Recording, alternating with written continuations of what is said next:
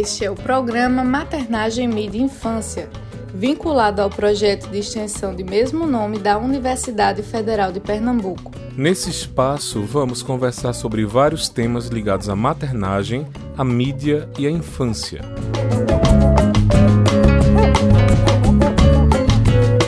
Meu nome é Vivi Maria, aluna de jornalismo da UFPE e integrante do projeto Maternagem, Mídia e Infância. Eu sou Diogo Barbosa, aluno de rádio, TV e internet da UFPE, integrante do projeto Maternagem, Mídia e Infância.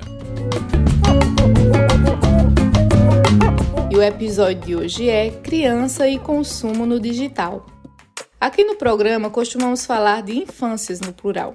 Isso porque as realidades experimentadas pelas diversas crianças, não só no Brasil, mas em todo o mundo, são diferentes e singulares, apesar dos traços que têm em comum. É importante falarmos aqui sobre a inclusão digital das crianças. Isso significa considerar não só a importância de fornecer o acesso à internet para esse público, mas também a qualidade das experiências que se colocam para as crianças nos ambientes digitais. Afinal, não é apenas o offline, ou seja, fora da internet, que devemos estar atentos ao público infantil. O ambiente online também precisa priorizar os direitos à promoção e proteção desse público. Assim, a nossa conversa hoje será sobre esses desafios que se colocam para as crianças na sua relação direta ou indireta com a internet. Para isso, contaremos com a participação de alguns especialistas neste assunto.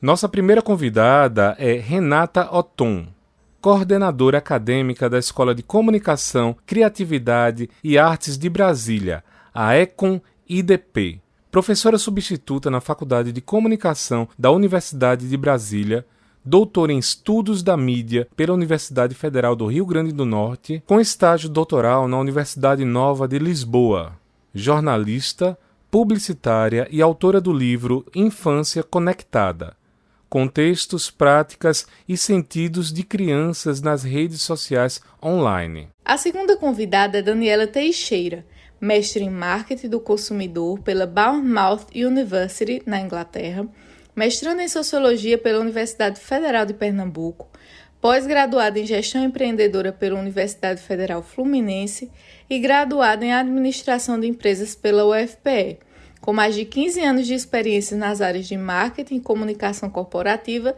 em grandes empresas nacionais e internacionais. A terceira convidada do programa é Renata Tomás, doutora e mestre em Comunicação e Cultura, além de graduada em Jornalismo pela Universidade Federal do Rio de Janeiro, integrante do projeto Digitalização e Democracia no Brasil.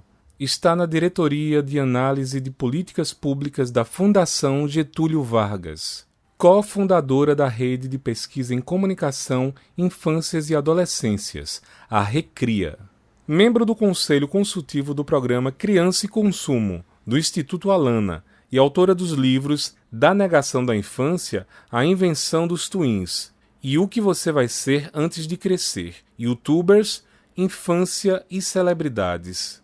E por fim está conosco Rodrigo Lopes, mestre em Comunicação e bacharel em Publicidade e Propaganda, ambos pela UFPE, membro do Grupo de Pesquisa Publicidade Híbrida e Narrativas do Consumo, o FINC, e integrante da Rede RECRIA. Então, para iniciar nossa conversa, gostaríamos de fazer nossa primeira pergunta a Renata Othon. Renata, como você vê a relação entre o consumo e a inserção das crianças nos ambientes digitais?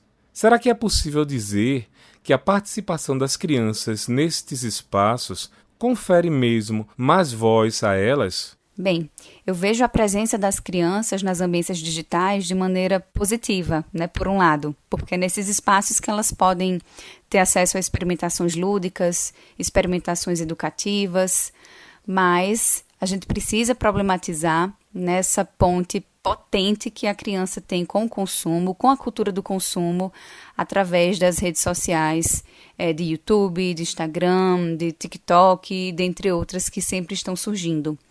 E aí geralmente a gente tende a separar ambientes offline, ambientes online, mas na verdade está tudo muito integrado, né? O online é mais um espaço, é mais uma ramificação, digamos assim, de uma cultura de consumo que existe na infância, né, desde meados aí do século passado.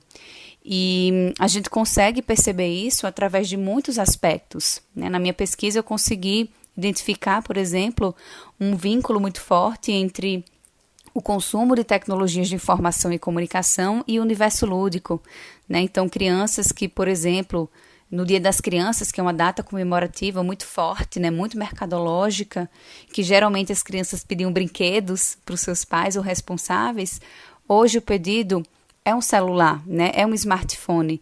Então, isso já começa desde o acesso, né, desde a posse da tecnologia.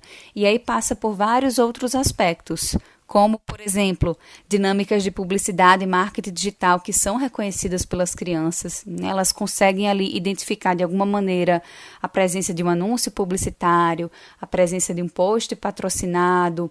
Então, elas estão em contato com lógicas publicitárias desde cedo, né? Um outro aspecto também que eu acho que vale a pena a gente ressaltar aqui são as lógicas de sociabilidade em rede, né, que perpassam aí os relacionamentos sociais dessas crianças. Então, a partir do momento em que elas querem ter mais seguidores, querem ter mais visualizações, ter mais curtidas, mais comentários, isso é uma lógica quantitativa de consumo, né? É uma posse, de alguma maneira, de um bem simbólico, que vai representar ali para a criança algum valor de popularidade, algum valor de visibilidade, né, até mesmo de autoridade e confiança, que são estabelecidos ali em rede. E aí tem um último aspecto que eu queria identificar aqui, que eu queria ressaltar, que eu acho que é um dos mais relevantes quando a gente pensa na inserção das crianças nos ambientes digitais, que é a mediatização de bens que são publicizados por celebridades ou por usuários comuns. E isso acontece de duas maneiras, né? Uma delas é quando o vídeo ou o conteúdo vai publicizar diretamente um produto, né? Então, um vídeo de unboxing, um vídeo de material escolar, por exemplo, ou até mesmo nos casos em que o produto específico não é o foco do vídeo, né? Porque, de qualquer maneira, quando a gente publica uma foto nossa, quando a gente publica um vídeo nosso, nós estamos ali cobertos de bens materiais. Né, são bens que de alguma maneira vão representar a nossa identidade, a nossa cultura, os nossos valores, mas eles estão ali expostos e as crianças estão tendo acesso, né, de alguma maneira a esses bens. Então, quando a gente questiona se é possível dizer, né, que a participação das crianças nesses espaços confere mais voz a elas, eu acho que a resposta é que sim, parcialmente, mas, infelizmente, essa voz ainda está atrelada muito às questões de consumo e a uma cultura de consumo. E aí a gente sabe que nem todas as infâncias são iguais, nem todas as infâncias têm os mesmos acessos a esses bens. Então, isso acaba visibilizando parte das crianças, mas invisibilizando outras partes. Obrigado, Renata. De fato, no Brasil, as muitas e distintas infâncias experimentam realidades bem diferentes de interação com as tecnologias. E nesse sentido, gostaríamos de aproveitar e perguntar a Daniela Teixeira o que suas pesquisas têm revelado sobre esse cenário de desigualdades que se torna ainda mais evidente no contexto de uma pandemia. Olá, pessoal. É um prazer estar aqui debatendo sobre o uso de tecnologias pelas crianças, um assunto que tem ganhado cada vez mais relevância e tem preocupado não apenas as famílias, mas também a classe médica, pelo impacto na vida das crianças e dos adolescentes. A gente sabe que a exposição das crianças às telas vem crescendo ano após ano e, ao contrário do que acontecia com a televisão, que ficava no meio da sala, então assistir TV terminava sendo um programa em família. No caso das telas, o consumo é, na maioria das vezes, individual, o que termina isolando a criança não apenas do convívio social, mas também dificultando a supervisão parental. Trazendo essa discussão para o contexto da Covid, sem dúvida foi um desafio extra para as famílias, né, que tiveram que conciliar de uma hora para outra diversas atividades ao mesmo tempo e praticamente sem rede de apoio, por conta da necessidade de isolamento. Né? Então, conciliar o trabalho, para algumas famílias à distância, os cuidados com a casa, os cuidados com a criança em tempo integral, né, uma vez que as escolas e creches estavam fechadas. Foi um desafio muito grande, né, e uma mudança de rotina muito abrupta, que teve um impacto na dinâmica familiar e também no uso de telas pelas crianças. As pesquisas mostram que o tempo de tela das crianças e adolescentes aumentou bastante durante a pandemia, e não apenas porque algumas escolas passaram a ofertar suas aulas online, até porque essa não foi uma realidade para todas as classes sociais, especialmente para as mais baixas, mas porque as crianças acabaram tendo mais acesso às telas durante o isolamento social, né? E os próprios pais, muitas vezes, recorriam às telas para conseguir dar conta de outras atividades. Eu conduzi uma pesquisa junto a pais de crianças de até 12 anos para investigar a percepção deles a respeito da exposição de seus filhos às telas durante o isolamento da Covid-19. E aqui eu estou falando de tela, televisão, celular, tablet e videogame. Essa pesquisa foi realizada no final de maio de 2020, então no auge do isolamento, né, com mais de 1.500 pais participando de diferentes estados brasileiros e de todas as classes sociais. É interessante ver que, de forma geral, não houve uma diferença muito significativa em relação às classes sociais, né? Aqui a gente precisa, claro, considerar que o primeiro corte de renda foi de pais que recebiam até 2 salários mínimos e o maior, mais de 10 salários mínimos, né? E como a pesquisa foi online, a gente terminou encontrando esse pai num ambiente digital, o que significa que já existia esse acesso à rede, né?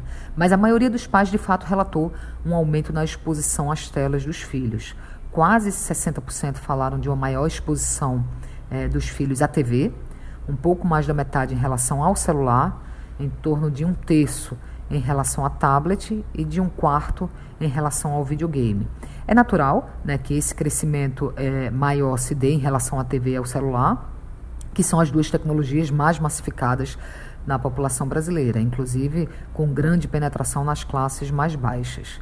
Um outro dado que me chamou muita atenção foi o fato de que quase 80% dos pais se dizerem insatisfeitos com o tempo de exposição dos filhos, né, às telas durante o isolamento. Mas, ao mesmo tempo, o mesmo percentual, ou seja, 8 em cada 10 pais recorreram às telas, ou seja, colocaram ou permitiram que seus filhos ficassem diante de uma tela para conseguir dar conta das outras atividades que tinham que fazer. Isso demonstra o tamanho do desafio para as famílias, né? Eu sei que não é o melhor caminho, mas eu preciso recorrer à tela para conseguir ter um tempo para dar conta do trabalho, ou do cuidado com a casa, ou de outra atividade nesse momento tão complicado. Apesar desse dilema em relação ao tempo de tela do filho, né, essa insatisfação da exposição exacerbada versus a necessidade de permitir que o filho usasse uma tela porque tinha que cuidar de outras atividades, é interessante notar que para a maioria dos pais, 90%, né, 90% dos pais tinham uma esperança e achavam que aquele era um momento excepcional e que o tempo de tela dos filhos iria diminuir com o fim do isolamento, né? E talvez esse seja o desafio que muitas famílias estão lidando agora, né? Será que a rotina voltando ao normal, a tela foi deixada de lado ou será que ela foi incorporada mais fortemente ao dia a dia desta criança? Essa talvez seja a pergunta que precisa ser investigada agora. Obrigada, Daniela. Temos mesmo muitas novas perguntas para pensar a relação das crianças com o digital, especialmente no que diz respeito ao contexto da pandemia. Novos hábitos e regras sobre o uso da tecnologia são estabelecidos entre as famílias, assim como novas dinâmicas e redes vêm ganhando espaço na reprodução de modos específicos de ser e estar criança nos dias atuais. Debates importantes e mais profundos acompanham muitas experiências vividas pelas crianças no online. E com isso em mente, gostaríamos de perguntar a Renata Tomás. No seu último livro, Renata, O que você vai ser antes de crescer, você chega à constatação de que a grande maioria das crianças youtubers são meninas. Há alguma razão para tal fato? Fala mais pra gente sobre esse e outros achados do seu trabalho. Bom, de fato, quando eu estava fazendo o levantamento de canais para minha pesquisa, eu percebi que a maior parte dos canais de youtubers mirins, aqueles feitos por e para crianças no YouTube, era protagonizado por meninas. Em função disso, eu até decidi fazer um capítulo sobre infância e gênero no contexto da cultura digital. Mas eu não tive tempo de escrever, eu não consegui fazer isso a tempo. E depois da pesquisa, acabei não investindo também nessa questão. Nesse sentido, eu não tenho uma resposta para a pergunta, uma resposta baseada em achados, uma resposta baseada em resultados de pesquisa ou em dados. O que eu tenho são duas suspeitas, ou pelo menos duas suspeitas a respeito disso. Uma é baseada num aspecto que eu diria histórico e outra num aspecto político. Em primeiro lugar, eu penso que esses vídeos, que são vídeos produzidos, cujos conteúdos, são produzidos maiormente no espaço do lar, no espaço doméstico, no espaço da intimidade familiar dessas crianças, a gente precisaria, ou a gente poderia vincular isso, ou observar isso à luz de uma questão histórica que é o fato de o espaço doméstico ser, historicamente, o espaço feminino. Então, quando a gente fala de um tipo de conteúdo produzido nesse espaço doméstico, eu acho que a gente consegue aproximar isso da presença feminina e isso inclui as meninas. Então, acho que uma pista para entender isso seria a gente olhar para essa construção histórica do espaço doméstico como espaço feminino. O outro ponto, a outra pista que eu seguiria tem a ver com a visibilidade. Se a gente levar em conta que as mulheres, embora não sejam minoria numérica, ao menos no nosso contexto nacional, são um grupo minorizado, uma vez que elas têm menos representatividade política no nosso cenário, a gente pode imaginar que esses espaços alternativos que produzem visibilidade atualmente tendem a atrair grupos minorizados como o das mulheres. Mais do que aos homens, porque eles conseguem se ver representados em múltiplos espaços de poder. Então eu acho que compreender essa presença, essa maior presença infantil feminina em vídeos do YouTube, como produtoras de conteúdo do YouTube, passaria por entender a assimetria da visibilidade de gênero na nossa sociedade. De modo que eu acredito que, em função dessa assimetria, espaços como o YouTube, o TikTok, o Instagram, enfim, outras mídias sociais tendem a atrair mais as mulheres como produtoras de conteúdo para enfrentar essa desigualdade de gênero em termos de visibilidade. Obrigado, Renata. Sobre esse cenário de práticas sociais do offline que se reproduzem no online, gostaríamos que Rodrigo Lopes nos dissesse como as redes sociais intensificam, por exemplo, as questões de gênero e raça na infância. Será que você pode comentar um pouco sobre a sua pesquisa e sobre o que acontece em redes como o TikTok, tão populares entre o público infanto-juvenil? Eu penso que as redes sociais intensificam essas questões de gênero e de raça na infância, pelo menos de duas formas. Em primeiro lugar, esses ambientes de sociabilidade virtual que crescem em número de usuários menores de idade trazem práticas nocivas que podem afetar a todos, mas particularmente a crianças e adolescentes. Nesse sentido, uma pesquisa do Ipsos de 2018 revelou que o Brasil é o segundo país com mais casos de cyberbullying direcionados à infância e adolescência. Então, no escopo desse macroproblema, proliferam discursos misóginos, discursos racistas que acabam impactando as experiências infantis online. Na minha pesquisa de dissertação, que falou sobre jovens influenciadores digitais tweens no TikTok, mesmo que o enfoque não tenha sido cyberbullying, eu cheguei a notar em algumas ocasiões comentários negativos, comentários misóginos, críticas aos corpos das meninas e também às performances de dança que elas realizavam, até mesmo as mais jovens. Então, essa problemática se fez muito presente e ela não se resume ao TikTok, até porque uma influenciadora analisada pela minha pesquisa, que é negra, também revelou ter sofrido ataques racistas em uma live que organizou no Facebook. Então, esse primeiro aspecto nos permite considerar que as redes sociais sejam ambientes de reprodução de violências de gênero e racial, onde essas emergem com muita força, inclusive garantidas por um certo anonimato dos usuários e também uma certa ineficácia, tanto das próprias redes quanto da legislação brasileira em identificar e punir os culpados desses crimes. Por outro lado, surge uma questão um pouco mais estrutural, que tem a ver com regimes de censura e visibilidade de, respectivamente, usuários negros e usuárias do gênero feminino. Inclusive no TikTok isso é muito demarcado, enquanto se multiplicam denúncias de que o aplicativo censura pessoas pobres, pessoas faveladas e também censura conteúdo feito por pessoas negras e conteúdo associado à causa antirracista. Por outro lado, jovens meninas brancas, muitas vezes hipersexualizadas, elas acabam servindo como um cartão de visitas da plataforma. Inclusive, uma pesquisadora britânica, Melanie Kennedy, ela defende que jovens tweens, que são essas entre os fins da infância e o início da adolescência, elas são o perfil de criador de conteúdo perfeito para o TikTok. Elas são utilizadas pela plataforma para prender mais a atenção dos usuários e garantir a permanência deles no aplicativo.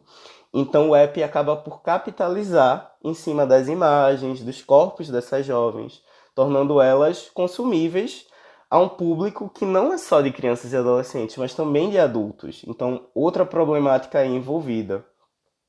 Tendo em vista todas essas questões, eu defendo que as autoridades brasileiras devem intimar representantes dessas empresas para prestarem esclarecimentos sobre censuras, sobre desigualdades e sobre o que eles têm feito propriamente para melhorar esse cenário, para prevenir e punir discursos de ódio. Então eu creio que sem essa pressão estatal a gente corre o risco de que eles puramente mascarem e contornem os problemas por fins de autopromoção. Obrigada, Rodrigo. Com essa fala provocativa, nós encerramos o programa de hoje, que foi sobre criança e consumo no digital.